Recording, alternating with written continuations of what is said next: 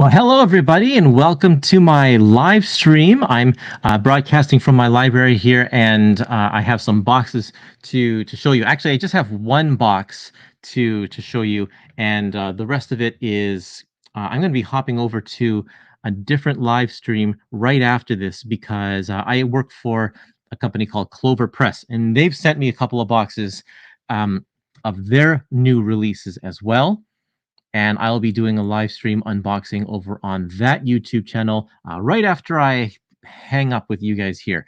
So a lot of you are here today. Welcome, everybody. If you are a fan of old comic strips, then you'll want to check out that Clover Press live stream because I've got some Dick Tracy books in here and that kind of thing. But I know that you are all here for Epic Collections, so let's talk a little bit about Epic Collections.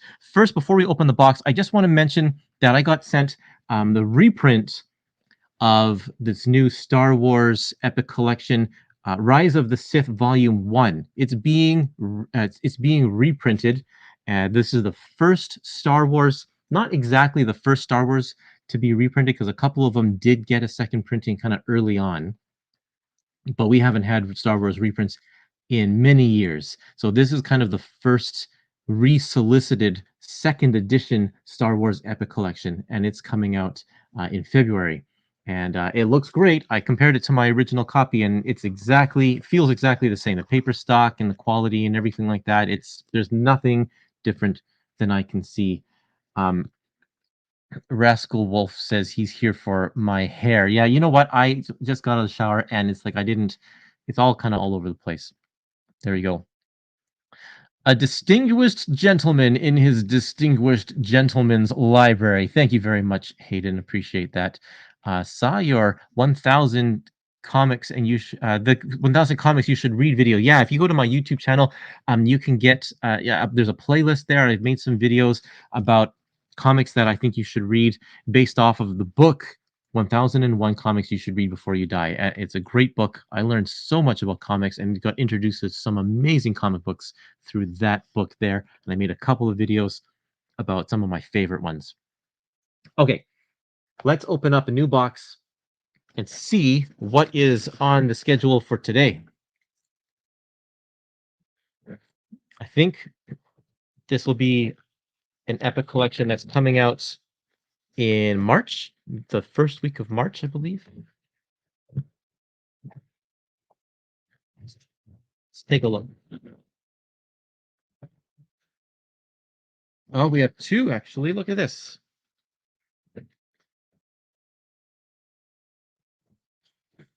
We have the reprint of Spider-Man, the Secret of the Petrified Tablet. This is volume 5 of the Epic Collections. This one, so just the other day, we found out that volume 6 is also getting reprinted. So we're getting 5 and 6 kind of back to back. And so if you have been looking for these two Epic collections, they're coming to a store near you very soon for a restock. Very, very happy to see that because a lot of people have been asking for these two. I know Volume 7 is also out of print, and that's a very popular one, of course. And yeah, so this is good. Where did that one go? The Secret of the Petrified Tablet. So we take a little look inside. I have my B camera here, which is my phone. Let's take a little look here. Solo. Secret of the Petrified Tablet. This is some great stuff from Stan Lee and John Romita, with some John Buscema in there as well. Of course, this is the post-Ditko era Spider-Man. We're going to see him fight a lot of the villains that we're very familiar with, including a couple of villains from other books like Red Skull. Crisis on Campus. Stan Lee was in tune with the cultural movements at the time, and so yes, there is some of this student protests going on that happened around the Vietnam War era. Kingpin plays a big role in this book. There's a John Romita Kingpin.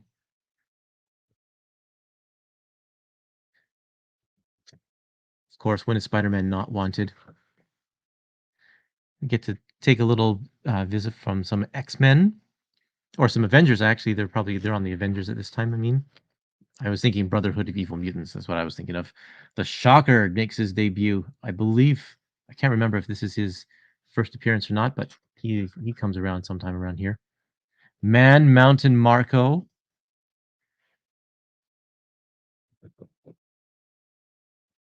Great stories. There is just some excellent action. The Lizard and Silvermane.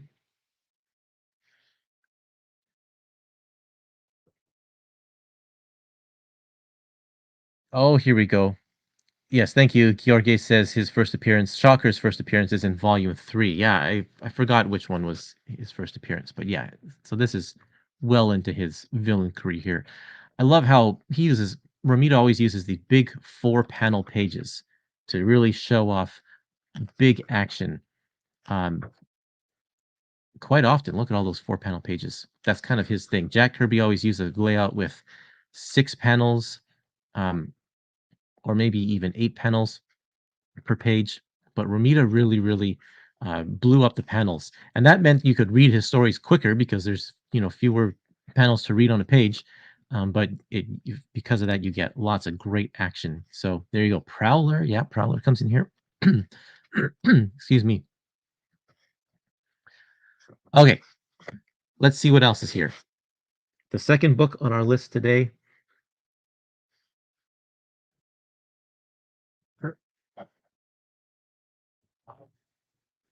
The Daredevil Modern Era Epic Collection. This is the Brian Michael Bendis era. And let's see here. Let's turn it around. Beautiful cover from David Mack. This is volume 2, cover with the contents from 2000 and 2002. Now, I learned recently that his name is actually pronounced Melev, not Maleev, based on his origin or his country of origin. Um, Daredevil Ninja 1 to 3 and Daredevil from the 1998 series, that's the Marvel Knight series, issues 16 to 31. And there's the corner box there for you. Underboss. I loved this era when it came out, and I haven't read it in a long time, so I'm very excited to revisit this stuff. I remember just absolutely loving this. How I've never read this first miniseries, Daredevil Ninja. Never read this before, so this will be new for me. Looks kind of cool. Let's see, what are the credits on that here?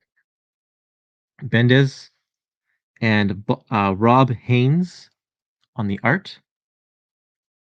That's kind of interesting. And then, oh yeah, the short Bob Gale series from issues 20 to 25 is in here. And this was not included in the Omnis, of course, because it was not written by Bendis. So that's kind of cool with pencilers Phil Winslade and Dave Ross filling in there. But yeah, look at that. Very interesting art style here. Almost like animation where it's devoid of heavy detail because it's void of heavy detail because you need to be able to animate stuff easily. So that's kind of a cool look for that. I'm looking forward to seeing that. But then, of course, the highlight is later on here where we get um, this is Alex Mack. I guess we're finishing up Alex Mack's era. Let me just check the credits again.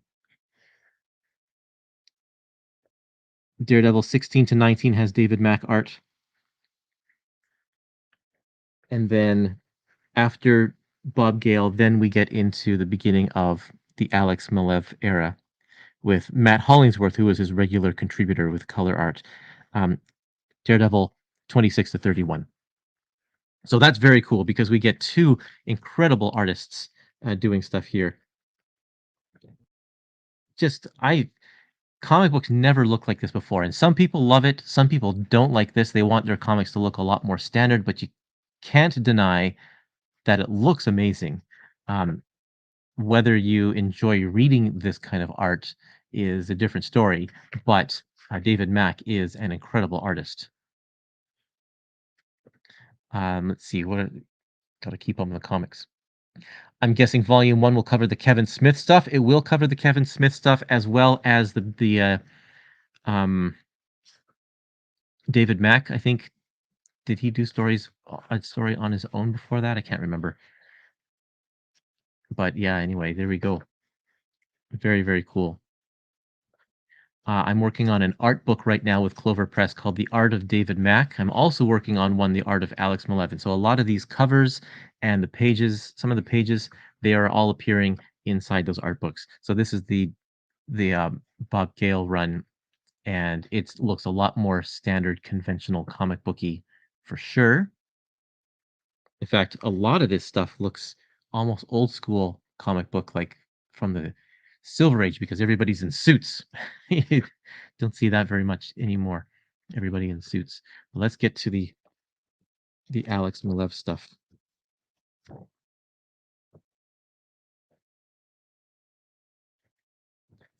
Okay, yeah, here, this is very, very cool. Dirty, gritty. I loved this because it made it look like we are right in the middle of crime-ridden Hell's Kitchen. Everything is just dark and like I feel like this really defined a lot of Daredevil's world in the 90s or in the early 2000s. Really neat stuff. And so, like I said, really looking forward to checking out all of this and revisiting this stuff because it's been a long time since I've read it. And I've never read the Bob Gale stuff, and I've never read that miniseries. So very, very cool. Daredevil Epic Collection, Modern Era Epic Collection, Underboss. So that's really, really neat. Looking forward to that. Who else here is looking forward to this Daredevil? I remember getting all of this Daredevil stuff off the rack. Looking forward to revisiting. Yes, Nick, me too. Great stuff. I'm glad this run is finally getting a collection that goes straight through instead of jumping around and skipping stuff like the Omnis and Ultimate Editions. Yes, that's right. I know, Phil, you're not into the modern stuff. Well, everyone's got their opinions, and that is totally fine. Who isn't? Well, I'll tell you who isn't. This guy right here, Phil Owens. Um, yeah, so that's all I have for you today. I have this one, Daredevil Modern Era Epic Collection, Volume 2, and a reprint, a new edition of Spider-Man, The Secret of the Petrified Tablet, Volume 5. And keep in mind also that Volume 6 is getting a restock, but it was not solicited, so that one's coming back as well. And also, where did that other one go? Star Wars um, Rise of the Sith Volume 1, it's getting a new edition as well, so that'll be back in stores very soon. And I just found out as well that it seems like Avengers Heavy Metal, that volume Heavy Metal, is also getting a restock, not solicited, just getting a reprint. So check your store for that one too if you're missing that one. Apparently that one's coming around mid-February. The rest of these ones, I think, especially these two, are going to be um, early March, that they're on the schedule for early March. So there you go. Very, very cool. Yeah, I'm happy that DD is getting so much love in terms of classic and modern epics lately. Yeah, it's almost as if, maybe he's going to join the MCU or something and get his own show. In fact, I think based on the timing of all of these, his show was originally scheduled to come out around this time, right? And it got delayed, which is why we're getting a lot of these books right now. Hey Curtis, what would you recommend picking up first? Astonishing X-Men or Bendis Daredevil? My personal opinion is that this stuff is better. I really like this run. Astonishing is good too, and but I would put more importance on this one. Personally speaking, I think this great. They're great artists. They just don't float my boat on superhero comics. Yep, I can understand that. I'm hoping we get the start. I'm hoping we start getting Jessica Drew epics soon. Now that the Masterworks are wrapping up, I think that's a very, very good thing. A good thought. And now that the whole run's been reprinted, I'm sure we can. It's not a very long series. What it would be like 2 epic collections, I think. And then we can get some maybe modern Spider-Woman epics as well. That'd be kind of nice. They didn't include Daredevil Spider-Man. The Unusual Suspects trade paperback contained that miniseries. I'm surprised it wasn't included in this new epic. Well, guess what, N-Man 40? There's actually room for that miniseries to be in Volume 1. So I bet we'll see it in Volume 1. I think the show should have been out sooner, but the strikes happened and they scrapped it and started over. Yeah, that's right. Um, I agree in general, but for Street Heroes, I think it does. I think you're talking about the art style, maybe. Yeah, I'm still holding out for those Charlie Huston Moon Knight modern epics. That'll be really fun. I'm hoping they get to Moon Knight epic collections pretty soon, like the modern era stuff, because there's some pretty cool stories there. Does it look like they're using new files on the Spider-Man reprints? Um, Wow, I don't know the answer to that question. So let's see. This is the secret of the petrified tablet. Let me just grab my other first copy. Do a little comparison here. Let's go to page 171 and see if there's anything different. 171.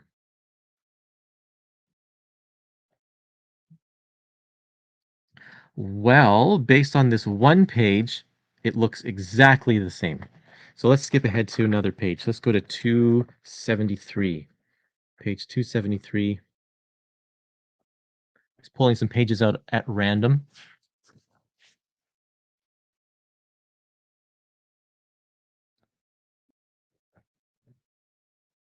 And this looks exactly the same as well. There doesn't look to be anything different.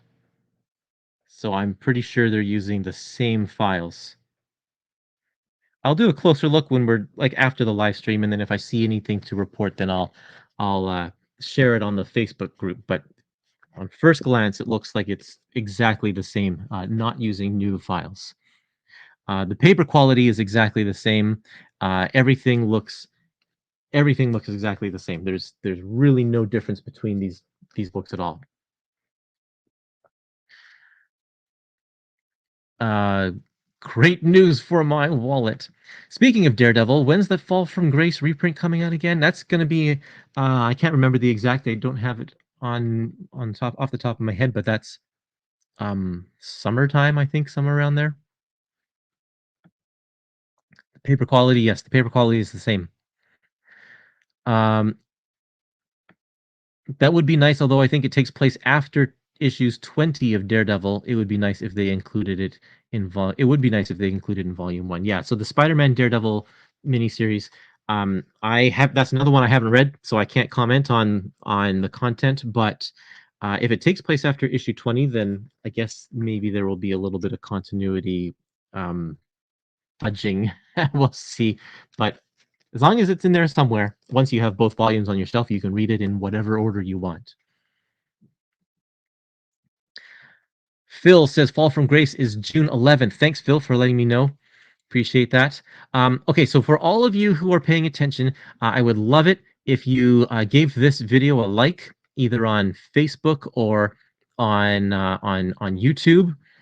And if you haven't subscribed to my YouTube channel already, it'd be great if you did that too, because it always helps the algorithms if the numbers are a little bit higher. So thanks everybody for your support. And keep in mind, right after I hang up with you, I'm going to be jumping onto the Clover Press YouTube channel. I'm going to open a couple of boxes of stuff they sent me. So if you have interest in Dick Tracy comic strips, or if you like the Legendary Pictures Godzilla and Kong movies, if you like those, or if you're a fan of fish, then you should check out the that other one. And it looks like the link is there in the Facebook chat. But yeah, go over, just search for Clover Press on YouTube and you'll find it there. And then, yeah, there we go. So I'm going to hang up here, and then I will hang up. I sound like an old person. I'm going to hang up here, and then we will give me a couple minutes so I can just reorient myself here, and then we'll start the party over on Clover Press. Thanks, everyone. Have a great day.